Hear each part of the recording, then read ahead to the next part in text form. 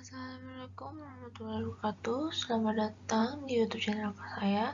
Perkenalkan, nama saya Natasha Lubis dari program studi akuntansi keuangan publik.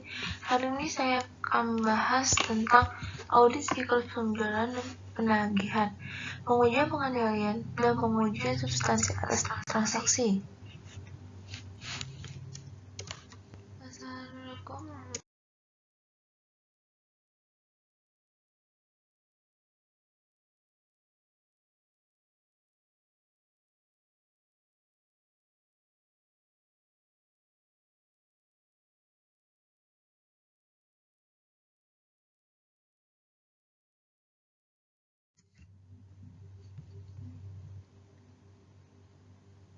Ada beberapa pembahasan yang akan kita bahas. Yang pertama ada pembahasan akun dan kelas transaksi dalam siklus penjualan serta penagihan.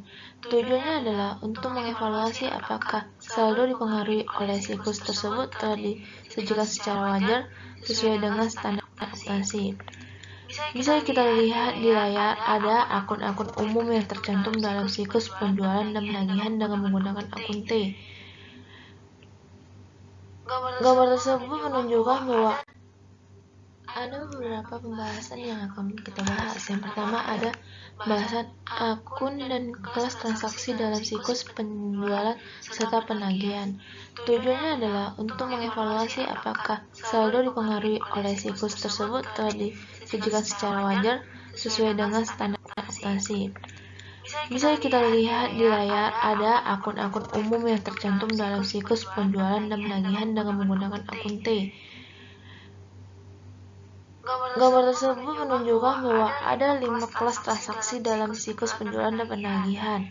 Yang pertama ada penjualan, kedua ada penerimaan kas, yang ketiga ada retur pengurangan penjualan, yang keempat ada penghapusan piutang tak tertagih, dan 5 estimasi beban piutang tak tertagih. Gambar juga menunjukkan bahwa kecuali penjualan tunai, setiap transaksi dan jumlah yang didasarkan pada akhirnya akan dimasukkan dalam salah satu dan dua akun neraca, yaitu akun piutang usaha dan penyisian utang piutang tak tertagih. Selanjutnya kita akan bahas tentang fungsi bisnis dalam siklus dan dokumen serta catatan terkait. Ada 8 fungsi bisnis untuk siklus penjualan dan penagihan. Yang pertama ada pemrosesan pesanan pelanggan. Pemrosesan pesanan pelanggan ada dua. Yang pertama ada pesanan pelanggan. Pesanan pelanggan adalah permintaan akan barang yang diajukan oleh pelanggan. Pesanan tersebut dapat diterima melalui telepon, surat, formulir tercetak yang telah dikirim kepada calon pelanggan.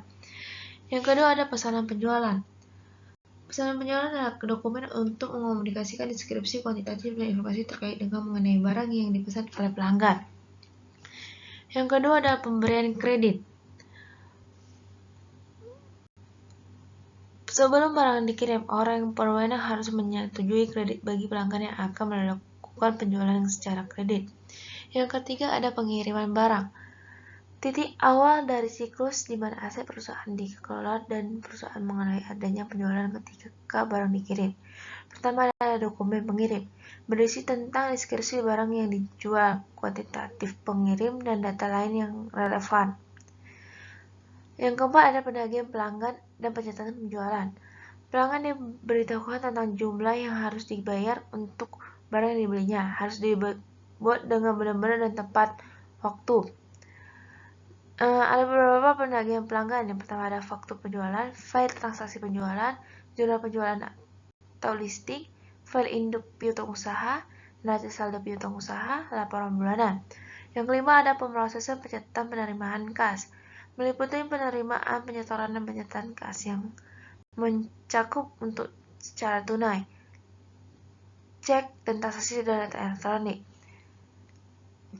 Yang keenam adalah proses dan penyertaan retur dan pengurangan penjualan. Perusahaan akan menyiapkan laporan penerimaan atas barang yang diretur dan mengembalikan ke gudang. Dicetak melalui memo kredit, jurnal retur dan pengurangan penjualan. Yang ketujuh ada penghapusan piutang usaha tak tertagih. Tanpa memandang kinerja di departemen kredit, beberapa pelanggan belum membayar tagihannya. Itu tercatat dalam formulir otoritas rekening yang tak tertagih, yaitu dokumen yang digunakan secara internal yang berisi kewenangan untuk menghapus piutang yang tak tertagih. Dan yang terakhir adalah penyediaan piutang tak tertagih. Sebagai besar, perusahaan mencatat transaksi pada akhir setiap bulan atau setiap kuartal. Pembahasan selanjutnya adalah metodologi untuk merancang pengendalian dan pengujian substansi atas transaksi penjualan. Ada beberapa metodologi untuk merancang pengendalian dan pengujian substansi atas transaksi penjualan. Yang pertama adalah memahami pengendalian internal penjualan. Yang kedua adalah menilai risiko pengendalian dan dirancang penjualan. Terdapat 4 langkah yang penting dalam penilaian.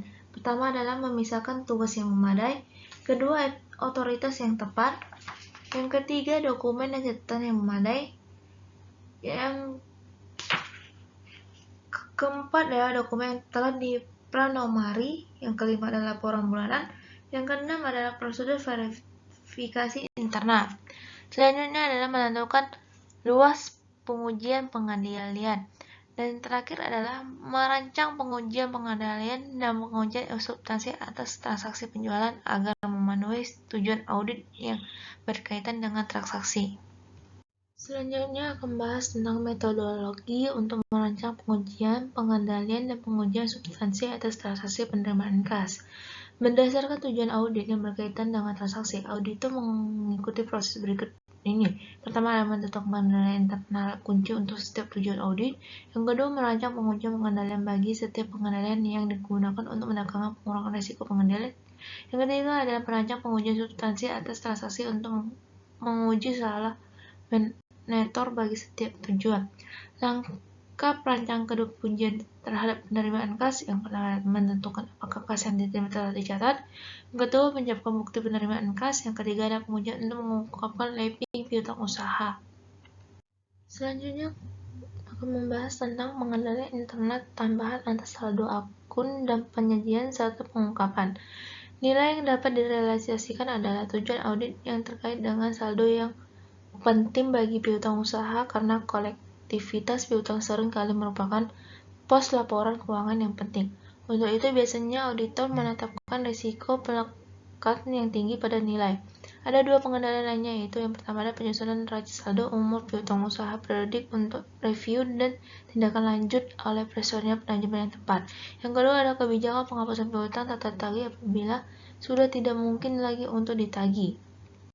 Pembahasan terakhir yaitu tentang pengaruh hasil pengujian pengendalian dan pengujian substansi atas transaksi. Bagian dari audit yang paling dipengaruhi oleh pengujian pengendalian dan pengujian substansi atas transaksi dalam siklus penjualan dan penagihan adalah saldo piutang usaha, kas, beban piutang tak tertagih, dan penyisian untuk piutang tak tertagih. Jika pengujian tidak memuaskan, auditor harus melakukan pengujian substansi tambahan atas penjualan, yaitu dan pengurangan penjualan, penghapusan piutang tak tertagih, dan proses penerimaan kas. Inilah hasil pembahasan materi untuk hari ini. Jika ada kesalahan kata, saya minta maaf. Saya Natasha Lubis dari Program Studi Akuntansi Keuangan Publik. Dan terima kasih atas waktu yang telah Anda berikan untuk melihat YouTube channel saya.